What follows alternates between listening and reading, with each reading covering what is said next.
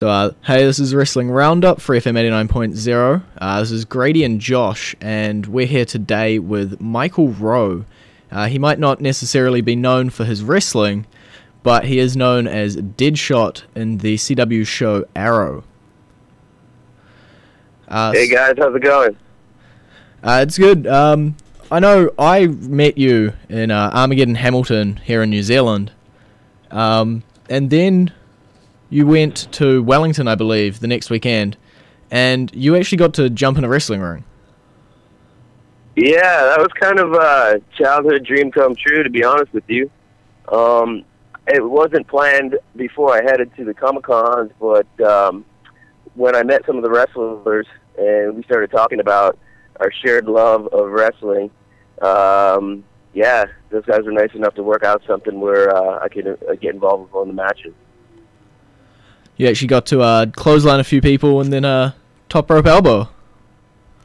Yeah, well, we didn't really, we spoke about the moves that I would do. We didn't really have a lot of time to get the stuff together, but I was adamant about jumping off the top rope, and they were skeptical about it. They were like, I don't know, man, have you ever wrestled before? I was like, nope. They were like, you ever been in a wrestling ring? Nope. And you want to come off the top rope? Yep. And, yeah, man, I think the adrenaline got me through. So I came off the top rope a couple of times, dropped an elbow, flying body press, a couple of clotheslines, DDTs. Good times had by all. So, I don't know, does Josh have any questions? Not this time. Okay. I know we'll try and stick on wrestling rather than move over to Arrow. But when I met you, I was in my Ultimate Warrior costume, and you talked about a story you had. I believe it was WrestleMania, one of them, and you were in the big hall? Yeah, this is back before pay-per-views. Because WrestleMania 6 and Ultimate Warrior was fighting Hulk Hogan. And I'm from a small place off the coast of Canada, an island called Newfoundland. And so one of the local sort of like hockey arenas patched through WrestleMania 6 live, and people bought tickets to go in and sit and watch it on a big screen. And I was heartbroken that Hulk lost the belt to Ultimate Warrior WrestleMania 6. So it seems wrestling was a major part of your childhood. Yeah, man, I'd say from age probably 8 to 13, those 5 years were like the heyday of late 80s, early 90s wrestling. And I was one of these kids that, like, I had 4 brothers, and I would, like, tie the couch cushions to my younger brothers with skipping ropes and practice all the wrestling moves on them, hope that my parents wouldn't bust me doing it. They were nice and cushioned so they wouldn't take any damage. But, I also thought wrestling was real back then, so we would get pretty violent with it. I remember almost choking a guy out trying the Iron Sheik's finishing moves, the camel clutch on him one time in school. My bedroom was just covered in wrestling posters. I couldn't get enough, man. And I started getting involved in music, and it sort of took me away from wrestling for a while. But then much later in life, I was living in a place called Halifax, Nova Scotia, Canada. And me and a couple of bandmates decided we want to go check out a live taping of Monday Night Raw. And this is probably 2004, 2003, something like that. And I had gone out to purchase a bunch of beer to bring back to my friends in the stands. And they busted me trying to sneak them in and said I couldn't go back to my seat. So me and my girlfriend at the time, Nikki, we were stuck out sort of, outside the arena trying to drink these beers as fast as we could because we were missing the first match. And one of the representatives from WWE came up and asked us how our seats were and this and that, and I was all bummed out because they wouldn't let me take my drinks back to the seats. Our seats were horrible. It was like the last row. And he said, well, how would you like some new seats? I said, okay, what I got to do? He was like, well, you got to agree to be involved in the show. And I was like, what do you mean I got to be in the show? I got to wrestle somebody? And they're like, no. At the end of the night, Stone Cold's going to ask some of his friends from Halifax to come out, drink some beer with him, and that's how we're going to outro the end of Monday Night Raw. And I was like, that sounds amazing, dude, but I'm here with like 10 people. I don't want to leave them up in these really crappy seats. So he's like, well, all right, let's go get your friends. And we all got sat pretty much ringside. And then at a certain point in the night, they took us backstage. And, you know, the thing that blew my mind about being backstage is the dudes working the monitors and being on the production crew for Monday Night Raw are all the old school wrestlers from the 80s, like Sergeant Slaughter and Terry Taylor. And so I got to be around those guys, Arn Anderson. And Stephanie McMahon is the one giving us the directions. And I realized that, you know, the crew for Monday Night Raw are the people in front of the camera for SmackDown that was happening, and then they switch roles for each show. And so they start, you know, loading us up with beer, and Stone Cold gets in the ring with Goldberg, and they have a little pushing match, and then he calls for all the people to come out, all his friends from Halifax, and like 40 of us go out and just start drinking beer by the ring. And then Eric Bischoff came out because he was like one of the co-managers of the Federation at the time or whatever. Him and Stone Cold were supposed to be running it, and he gets pissed off at Stone Cold. And we all start spitting our beer on him and throwing our beer cans in the ring at him and stuff like that. And so, yeah, that was the closest I got to being a wrestler until this moment happened in New Zealand. That seems like a extremely lucky situation. Well, you know, it really turned it around. It turned a really crappy situation into one of the best moments that I ever had. And it all revolves around drinking beer, which is not a bad thing. Yeah, you probably did a lot of that in New Zealand. For sure. But I gotta give credit. I gotta give credit to my ex-girlfriend. I think because my ex-girlfriend was so hot that that's the reason why the guy approached us to go and get in on this ending to Monday Night Raw. Okay. So, props to Nikki. I've lost my train of thought now. Do you just blew your mind with that story. Yeah, it was just so amazing. Do you keep up with the like current day product? No, man. I don't like watch TV or anything, so I don't have access to it. If I find it's on, I'm drawn to it and I watch it and I like it. But I don't know any of the storylines currently. Some of the characters are you know, new to me. But I have been on set with a couple of wrestlers. I did a stunt on a show called Psych. That's an American show, and John Cena was the guest star. And so I had to get on a stand-up surfboard, like a paddle surfboard, and be out on the ocean as he's making a getaway from the bad guys, and he clotheslines the guy off a sea-doo, and then, you know, drives one of these like stand-up sea-doos, jet ski, I guess you'd call it. And then he has to like take off from the beach on the jet ski. And so all the stuff on land where he's like beating up dudes and jumping over sandcastles and stuff, he was a pro, man. Like, you know, he had it dialed in. But then when he had to get on a jet ski, he'd never been on one before, and he was really nervous about it. And they were like, "You just got to get like 30 feet offshore and make it look like you've done it a million times." And so first take, man, he clotheslines the guy off the jet ski. He jumps on it. He stands up. He's all wobbly and stuff, but then he manages to make it straight out. And they get the shot, and then he just eats shit hard, and it was pretty funny. Oh, yeah. I've heard through a couple of online friends that you're not the only Arrow cast member that loves wrestling.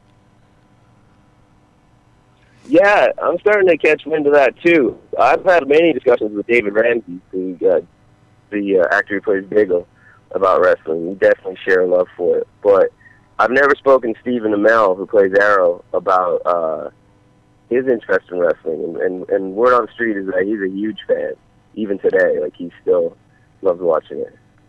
It seems that everywhere you go, there's wrestling fans, but you don't necessarily know that they're wrestling fans.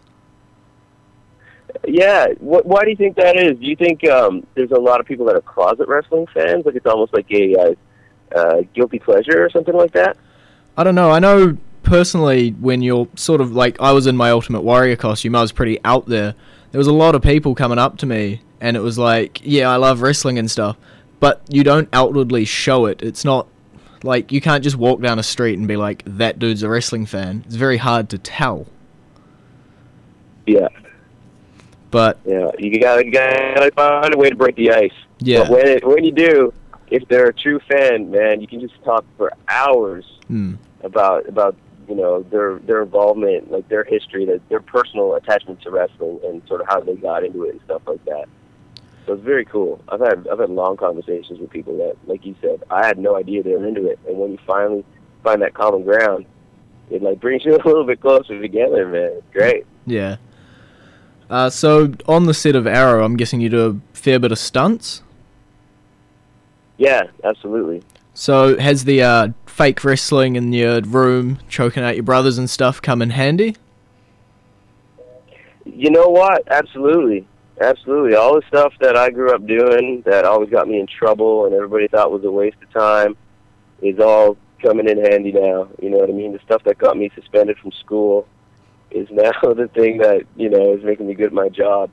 So it's nice to know that I wasn't wasting my time completely when my parents thought I was going to amount to nothing. But the funny thing is that sometimes the stunt coordinator, when we're going through fight moves, he's like, Mike, would you stop jumping into it, man? Like, this isn't pro wrestling. He's like, stop moving like a wrestler. Just, like, go straight at him. Move like it's a real fight. Like, stop being so showy. So, it's definitely in me, man. I gotta try to turn it off sometimes for the stunt stuff. It seems like you've had a really fun life. Thanks, man. I would definitely have to agree with you on that. I mean, it hasn't all been, roses and easy stuff. I've had some tough times, but yeah, I've been really lucky. I've been really fortunate. I've got to focus on the creative side of life, and the key is to do what you love, but also work harder than everybody else. So I found what I was good at, what I loved, and then was crazy enough to try it. You know what I mean? Yeah. Back in the olden days, was there a specific wrestling moment that sort of drew you in, made you go from the casual watcher to the watching it every week? Well, the thing that started me watching wrestling was this cheesy old Canadian wrestling that would come on the local cable channel, and my grandfather really liked it. It was kind of like an excuse for me to just hang out with my grandfather when I was a little kid, and he really liked it. And there was a couple of old school wrestlers that made it to what was then the WWF out of that local federation.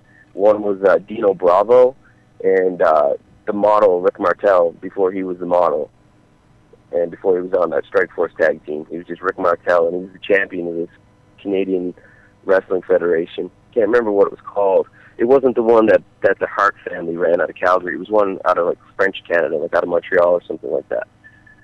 So it gave me good feelings because I would get to hang out with my grandfather and do it. But then as I got a little bit older, you would hear, like, we couldn't watch the WrestleManias. You would hear rumors about them after they would happen, and then you'd have to wait so long until they released like a cassette tape. And so you'd just be waiting to watch it, and you'd be so fired up. And you'd watch the match, and then, you'd go to school and you'd talk about it. And then we had like a secret kind of like fight club where we'd go to this secluded part of the campus at our school, and we'd practice all the moves on each other and stuff like that. But we pretty much really fight because we didn't, like I said, we thought wrestling was real. And there was a fire hall across the street, and so the firemen would always rat on us and call the principal, and he would come over and stop the matches, and we'd get in trouble. And but we'd just wait for our next moment. The next big thing, Saturday night's main event or something, would come on, and we'd all be fired up, and we'd talk about it, and then we'd start up the fight club again. So you didn't want to miss anything because then you wouldn't be able to get in on the conversations at school.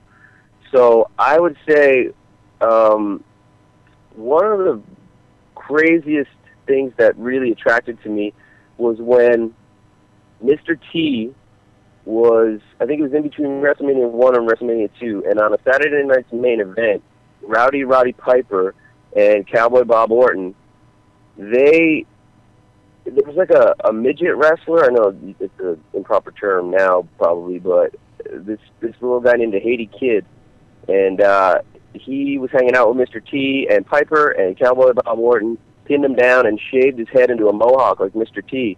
And it was the craziest thing I'd ever seen. This little guy was like kicking and screaming, and they were pinning him down and shaving his head. And from that moment on, I just was captivated by anything is possible, especially when it came to Roddy Piper. He's probably one of my favorite wrestlers of all time, him and Randy Macho Man Savage.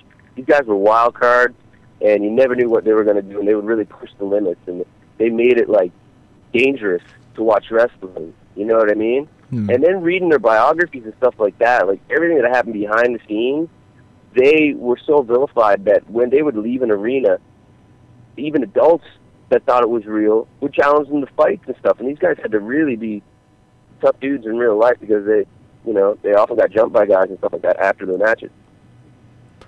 I think it's definitely a different era now and then. Like, back then, the bad guys were really bad, and they had to carry that over. I've heard stories about, like, airports and stuff where they've had to keep that persona going. And yeah, absolutely. Nowadays, most, with the exclusion of a couple, they are able to break that character, and they're coming much more sort of roles that they're acting out rather than lifestyles. Exactly.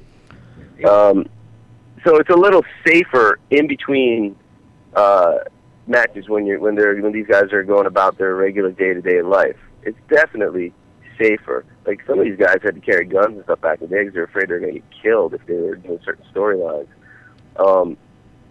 And, like I said, some people bought into it so much that they thought it was legit. They thought it was real. So they had it out for these guys.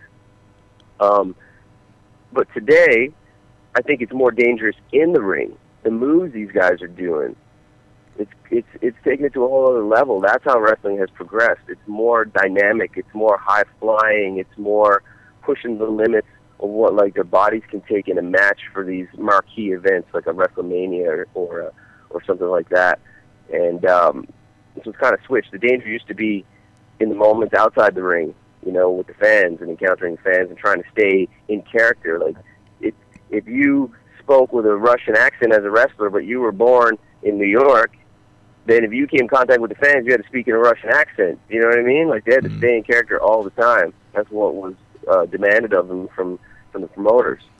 But yeah, the high-flying stuff, and through the tables, and the accidents that happen because they're risking so much in the matches today, man, these guys are serious athletes that are putting it all on the line. Yeah, if we're also talking about the differences between then and now, you talked about having to wait for the VHS to come out, compared to nowadays where, while it's streaming live in America, there's probably about 50 different live streams on the internet. Yeah, exactly. So it's definitely more accessible. I mean, that's...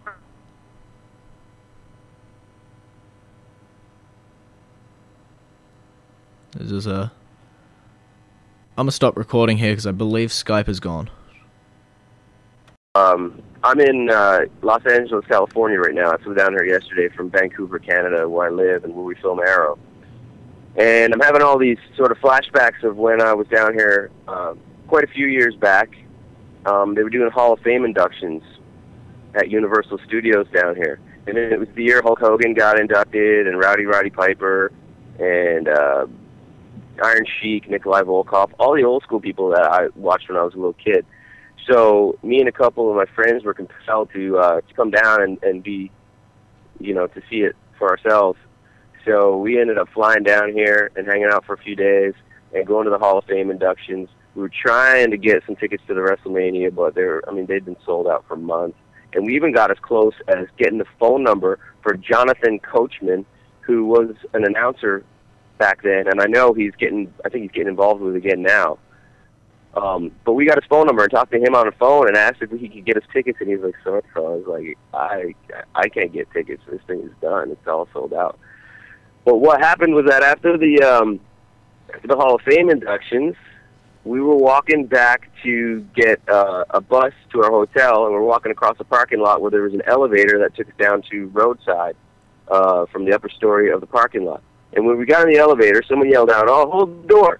And this dude gets in the elevator, and the door closes, and I look at him, and I was just thought in my head, I was like, "You've got to be kidding me." And I said, "Excuse me, sir." He said, "Yeah." I was like, "Is your name Ricky the Dragon Steamboat?" He's like, "Yes, it is." And so we were in the elevator with Ricky Steamboat. You're familiar with that wrestler, yeah? Yeah. Yeah. Yeah. So we were telling him how we were just at the Hall of Fame inductions, and I was saying how I used to love him. He was one of my favorites as a kid, and his fights with Macho Man at WrestleMania 3, and all the stuff that he did in like NWA with Ric Flair and all that stuff. And so he's like, hey, if you want to meet some of the wrestlers, we're all drinking in the hotel lobby. And we followed him back to the hotel where all the wrestlers were staying. And we were just like rubbing elbows. We were kind of afraid to talk to people and stuff, but we were just like eavesdropping on conversations. A lot of the referees were there. Stone Cold, Steve Austin was there, Eric Bischoff. I can't remember what his real name is, but the guy that used to play Vader, he was there, and I mean, just everybody was there. And so just to be around those guys for a couple of hours and listen in on stories of them talking about the old times and having drinks was so amazing, dude. Seems like alcohol and luck are two big factors with your stories. I think so, man. But it's funny how, you know, when you kind of just go where the wind blows you sometimes, you end up exactly in the right place at the right time. So you got to kind of trust your gut, trust your instincts. Yeah, that was Leon White. Yeah, exactly. Yeah, he was there. He's a really nice guy in real life. That's what I've heard, but you can turn a switch and become the big monster that we all know as well. Oh, absolutely, man. Absolutely. That just takes credit to, again, their acting skills and being able to portray a character. Totally. And you're seeing a lot of them cross over into film and TV. I was on another project called Damage, and Stone Cold was the star of it. I think it might have been one of the earlier projects that he did in his acting career. He played like a cage fighter. And, yeah, he's a super chill dude as well. He's a really nice guy. And one of my friends who lives in Vancouver, I know him pretty well now because he's worked on Arrow a couple of times, but he's a stunt man. His name is Paul Lazenby. And he flirted with professional wrestling for a while, too. He never made the WWE, but he had a pretty successful Canadian wrestling career. And he was one of the guys that was hired as a stuntman to fight Stone Cold in one of these cage matches, and like as an MMA fighter. And Stone Cold, on the first take of the run-through of the fight, Stone Cold connected on him with an uppercut and totally shattered his nose, and it was pretty violent, and Stone Cold felt so bad. But yeah, my point is that a lot of these wrestlers, from the stuff they did with playing characters in wrestling, they're able to transition and have successful acting careers. You're seeing it more and more. I mean, probably the pinnacle is what The Rock, Dwayne Johnson, is doing, but you're seeing a lot of guys have success, and WWE's even investing in a lot of these productions themselves. Yeah, now you have Batista gaining a major role with one of the Marvel franchises. Yeah, exactly. Yeah, I'm stoked to see that movie. So do you have any other questions, Josh?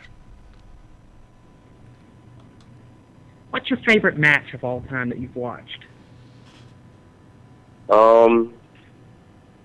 My favorite event was one that was televised when Macho Man and Hulk were the Mega Powers, and they were fighting the Twin Towers, which was Hakeem the African Dream, who used to be one-man gang, and Big Boss Man. And it was when the Mega Powers exploded, and Elizabeth got hurt, and Hulk had to take Elizabeth backstage and left Macho Man to get his ass kicked in the ring.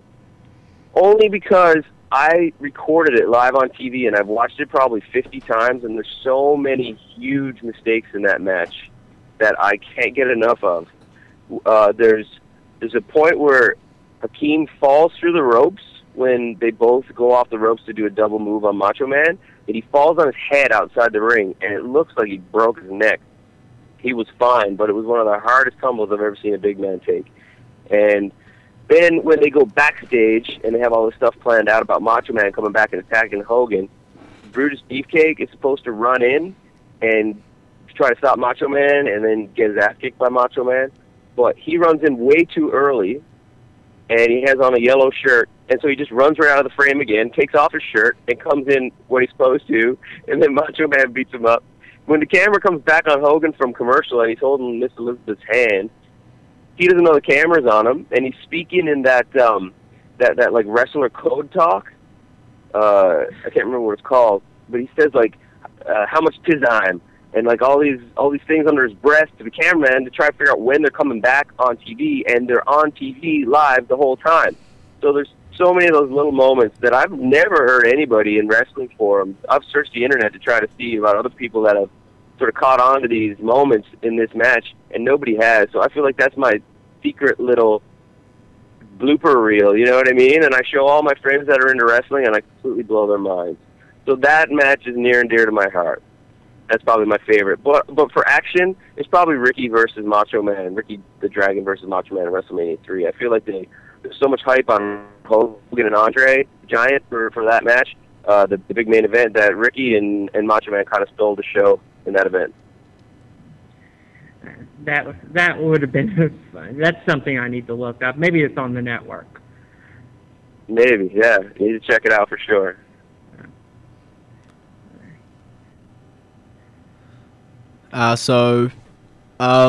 We've talked about your favorite match, and you've sort of dropped hints on your favorite wrestlers and stuff.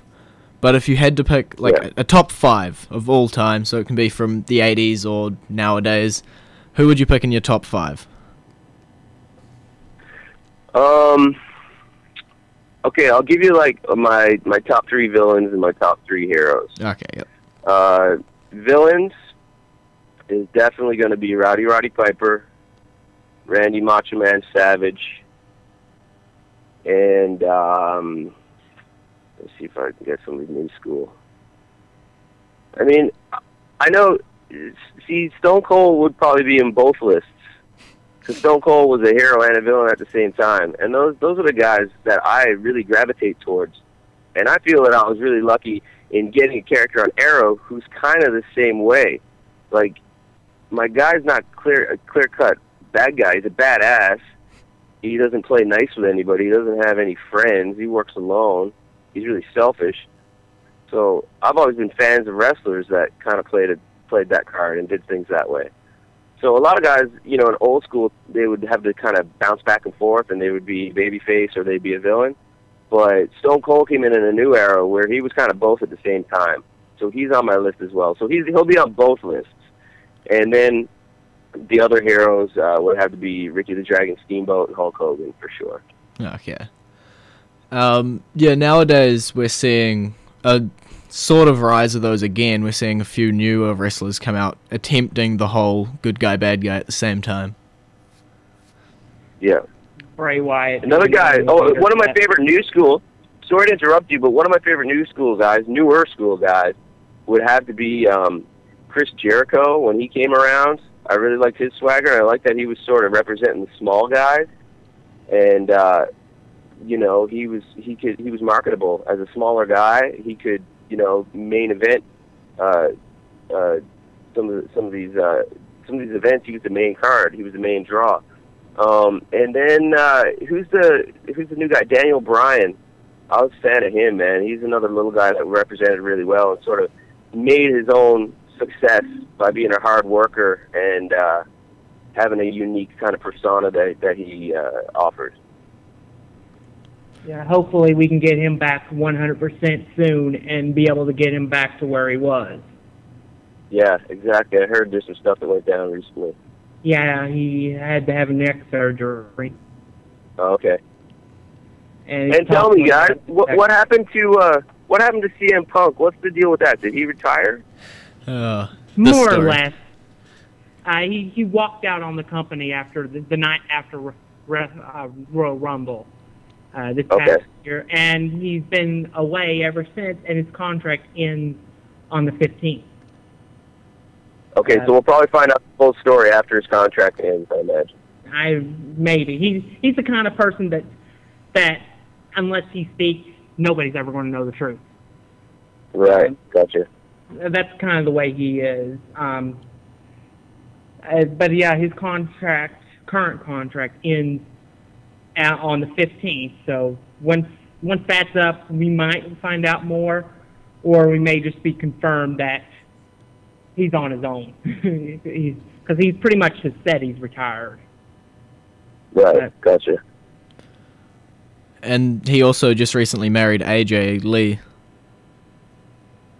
So. Who's that? Debatably one of the better divas they've got currently. Oh, okay. Yeah, she's the Divas champion. Gotcha. So there's a lot of, you know, will she draw him back in or will he draw her out sort of things. Yeah, that'll be interesting. You gotta love it when real life storylines blur the lines between the scripted stuff. That's when it becomes really interesting. And that seems to be what CM Punk did pretty well. You know, some of the stuff that he said on air was stuff that sort of you shouldn't say, you know, about the company and about the boss and stuff like that. So I love it when the script and reality start to blend together. That's when it becomes really interesting to me. I'm guessing since you watched the older stuff, you'd be very familiar with The Undertaker. Yeah, absolutely. I remember when he first started, I think it was that Survivor Series, and he was like this mystery guest, and it didn't even show his photo. On the team, it had like a silhouette, and everybody's waiting to see who was going to show up, man. And then he made his entrance with Paul Bearer, and he's rolling his eyes back in his head, and he's this giant man. Well, he was so athletic, man, and so agile and doing stuff off, walking the ropes and stuff like that. Nobody had ever seen that before, especially not from like a 7-foot-tall dude. So he exploded on the scene, and I remember that. And then you compare it to this year where his WrestleMania streak got broken. Right, yeah, I heard about that. So, who beat him? Brock Lesnar. Brock Lesnar beat him, okay. So, yeah, I don't know how many of the streak matches you got to watch, but how do you feel about the big streak being broken? I think that you gotta end it at some point, or else it becomes predictable. You know what I mean? But it's just choosing the moment for him to lose. I think it's wasted on Brock Lesnar, to be honest with you, because that guy doesn't need more pop. They could have used that to really push somebody else through that threshold into being a superstar by taking out the the Undertaker from, you know, for breaking his streak. So I think they wanted to do this match that everybody's dreamed about between Sting and Undertaker. So I think that's why they chose to end it with Brock Lesnar, was so that nobody would know what the outcome of that match would be. Okay, gotcha. And I could see them giving the streak, the fact that that Brock beat the Undertaker, using a young guy like Roman Reigns from the now defunct Shield, and having him or Daniel Bryan or somebody like that beat Brock Lesnar at WrestleMania to get the rub from ending the streak. Right. It's a very long-winded story. So yeah, Sting. We've just recently, like this morning, Brandon told me about it, our other host. If you look on Sting's Twitter, he's actually tweeted the date of next week's Raw and a picture of himself. Okay. So we may be seeing Sting come back again. That'd be amazing. I was always a Sting fan. Yeah, I don't know. It could be the announcement of the DVD project that they've been doing. Yeah, there's so many different things it could be. It could be the DVD. It could be the video game. I don't know. Right, he's being kind of cryptic about it, about what it actually is, right? Yeah, classic Sting. Yeah, there's two tweets. One is just a picture of him in his black and white face paint from the late 90s. And the second one is just said 7.14.14. Okay. So we've talked about WWE. I don't know. Have you ever seen TNA? No, I'm not too familiar with that. I used to watch WCW back in the day, and when they had NWO, that whole storyline happened. That was pretty amazing. Yeah. TNA is basically what WCW was in its last year and a half. Okay. Made over again, but worse. If that was even imaginable. The thing I do find interesting about TNA is that they're starting to cross over like some of the MMA fighters. I haven't seen it, so I don't know how their wrestling skills are, or if they're just sort of using them to do mic promos or whatever. But have you seen like Rampage Jackson or these guys wrestle on TNA? No, I don't think they've actually done much as far as wrestling. I think it was mostly done as a cross-promotional tool with Viacom's Bellator MMA. Oh, okay. Because Viacom that owns Spike owns Bellator, and so that they use that as a cross-promotional tool. Gotcha. But we've also seen guys like Brock Lesnar and Batista go from wrestling into MMA. Mm-hmm. With varying degrees of success. One good one and one bad one. Yeah. Yeah, that's definitely been interesting. I think that Brock Lesnar getting into MMA was huge for the promotion of the UFC and bringing it to a bunch of people that sort of weren't into it or were just casual fans, and it really drew them in. And in some ways, MMA, especially the UFC, the way they're building it, reminds me of old school wrestling. In that when you people aren't really pouring it on, but you got some really interesting personalities. Some guys can't help themselves and they just come off like villains, and other people are really cool. So you're starting to root for people depending on what they say in interviews and what they say on the microphone and how they carry themselves, rather than just based on their fighting skills. You know what I mean? So that's reminding me of almost like these gimmicks that wrestlers used to put on that would draw you in. Yeah, I think Chanel Sonnen would do really well in the WWE. Yeah, I think you're right, and I think he needs a job right about now. He's got contract terminated. Yeah, because he failed not one, but 2 drug tests. 2 drug tests for 4 different drugs. But he's got the kind of showmanship in his mic ability that would work really well in WWE. It would be a question of whether or not he could do the transition to the wrestling moves and stuff. But but he could definitely hold his own on the mic. Yeah, absolutely. And he's the only one that sort of brought that style. That sort of like, over the top. You see the truth in there, but he's pouring it on thick just to try to sell the match. You know what I mean? He's the only one that really played around with that type of interview style so far. Well, I've seen some of that stuff from the women's bantamweight champion, Ronda Rousey. Oh, yeah? You feel that from her as well? Yeah. She doesn't mince meat for sure. And the fact that nobody can beat her helps as well. Yeah, absolutely. And she trained with Judo Gene LaBelle, who trained Rowdy Roddy Piper back in the day. Trained him in judo and gave him some real fighting skills.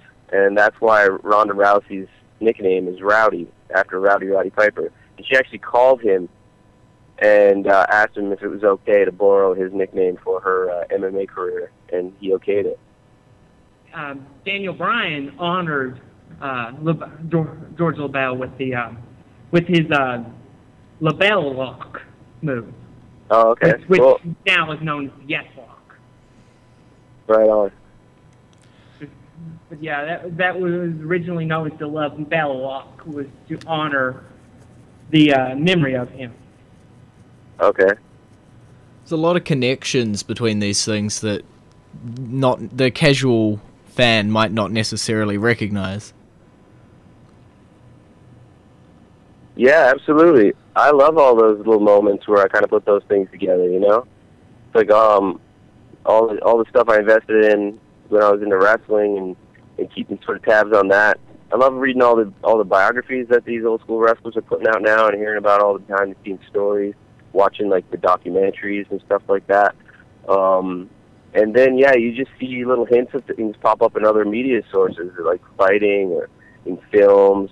You know, because it's so deeply entrenched in pop culture, because it had such a big impact from the 80s that it's still there. Like, those moments are there for people of a certain age. There was one sort of big event after this year's WrestleMania that I imagine everybody would have heard of.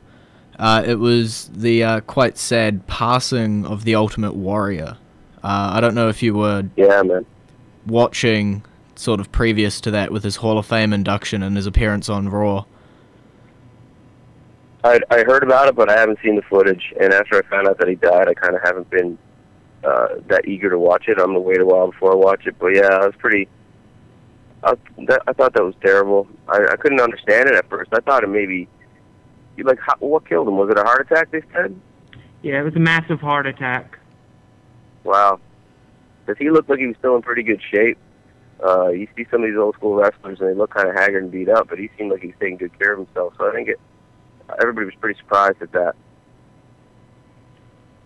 Yeah, it looked like he got to do what he wanted to do, put off all the burying all the old hatchets and all the old issues that he had from his previous runs with WWE, and got to get the recognition that he deserved. Yeah, absolutely. Yeah, so he definitely had a celebrated career, and like you said, he got to do something that he loved. And it seemed like, from what I heard about what he said at the Hall of Fame induction and stuff like that, he sort of got to make amends because he had a bit of a bad rap about you know, his reputation, about how he got along with other people behind the scenes and stuff like that. So it seemed like at least he got to speak his mind and set the record straight. They finally made him a DVD that was worthy of him, rather than the despicable, despising one that they made a few years ago. Yeah, I did see that one. And yeah, I agree. That was pretty despicable, man. They just kind of made fun of him. And what was it called? The self-destruction of the Ultimate Warrior or something like that? Yeah, that was the one. But they finally came out with a proper tribute. Excellent. I'll have to check that one out. Yeah, it's the Ultimate Warrior Ultimate Collection. Okay, cool. Yeah, so we were talking about the older wrestlers and sort of biographies and their stories. I don't know if you've caught the WWE Network original Legends House? No. Well, like I said, I don't watch TV, so none of this stuff really comes my way. So it's like a reality show? Is that what that one is? Yeah. Yeah, it was. The WWE Network is actually a computer-based program. It's not actually a television channel. It's like Netflix. Okay. But yeah, it was a reality television show where they put 8 legends in a house and filmed what happened. That sounds interesting. That sounds like something I would definitely want to watch. Yeah, it had Hacksaw, it had Tony Atlas, Pat Patterson, Gene Okerlund, Howard Finkel, Roddy Piper, there's 2 I'm forgetting, Hillbilly Jim. Okay. And there's one more, and I cannot remember his name. Nor can I. Yeah. And so how did it work? Did they have to do challenges and stuff like that? What was sort of the point of it all? It was kind of just like how they got along in the house, and then occasionally they have to do challenges like making a commercial or doing polo while on golf carts. Okay. And stuff like that. But it was more about what would happen when you confine them for several weeks in a house. Right, gotcha.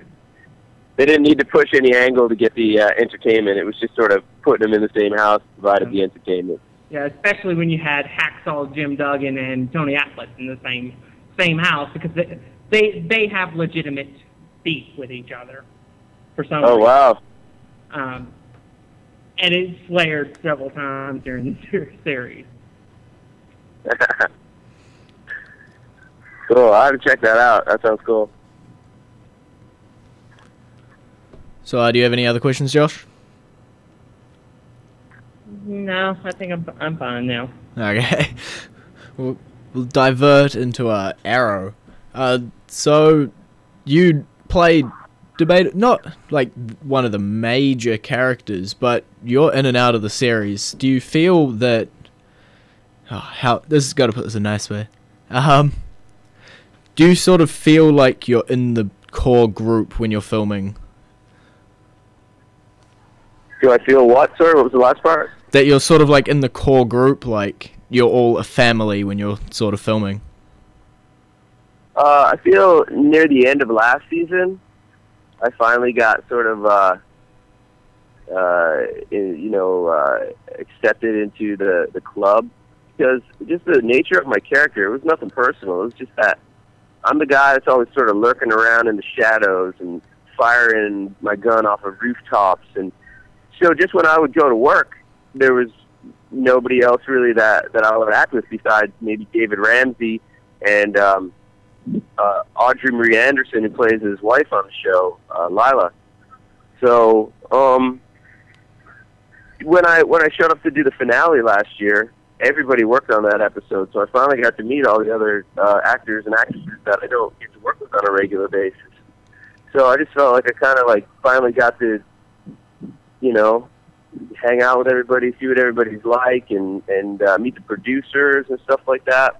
So that was really fun to be involved with that. Go out to dinner with everybody and have some drinks, and just kind of be around them outside of work helps a lot, But I mean, the fact that I only pop up here and there, it's not a bad place to be in, At least I'm still alive, and it's like a slow, gradual introduction to my character. Every episode that I show up in, you learn a little bit more about him.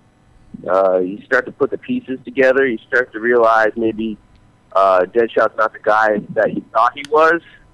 So yeah, it's a slow, gradual build, which is it's almost way better because there's a lot of talent on the cast, and there's a lot of people I'd like to work with more in the future. I know in preparation for this interview, Josh went out and bought Season 1 and pretty much binged on that in 24 hours. Yeah. Yeah, I do admit that I did purchase it this weekend, and I finished the entire season in pretty much 48 hours. Nice. Yeah, it really starts to rev up after the first 10 episodes, I find. They start to mix it up a little bit, and the end of Season 1 is pretty spectacular. Yeah, and it's going to be a couple of weeks before I can get the chance to watch Season 2. Cool. In my opinion, Season 2 raises the stakes a little bit. There's more action. The stunt team sort of does a better job. So yeah, I think you'll enjoy Season 2. Yeah, but I was hooked from the first episode. Nice. Hence why I was able to watch the whole thing in pretty much almost one sitting. Yeah. I know here in New Zealand we've got, I believe, we got a new episode this week and then one next week, which will be the finale. So we're close to finishing Season 2 here. Okay, excellent. Finding it so hard to not just that was tough. When I was in New Zealand, it was tough to know what I could say because all the episodes had been shown in North America. So when I was talking to fans and doing talks and stuff like that at the Armageddon Comic-Cons, I didn't want to spoil anything for anybody because I didn't know what they had seen and stuff like that. And some people had watched all the episodes on the internet, and other people were watching it live on TV. So it was tough to know what I could talk about without spoiling stuff for fans. Okay, well, if there's no more questions from Josh? Nope. Okay, well, it's been great talking to you. Yeah, you too, Grady. Nice to meet you guys. And keep watching wrestling, dude. It's the way. And someday we might get a job on Arrow. There you go. And maybe I'll get another match in the ring. Yeah. Maybe I missed my calling. I don't quite have the size, but yeah, it was fun to work with those guys. Travis Banks is the man. And I know he has a tryout for the WWE this month, so all the best of luck to him, man. He's a talented dude, and I think he can go all the way with it. Okay, well, I believe I'm going to get kicked out of the studio soon, so that's all we have time for. All right. Okay, I'll let you guys go. It was a pleasure, man. Take care. I'll talk to you in the future. Yeah, you too. Take care. Okay, see you later, Josh. Bye.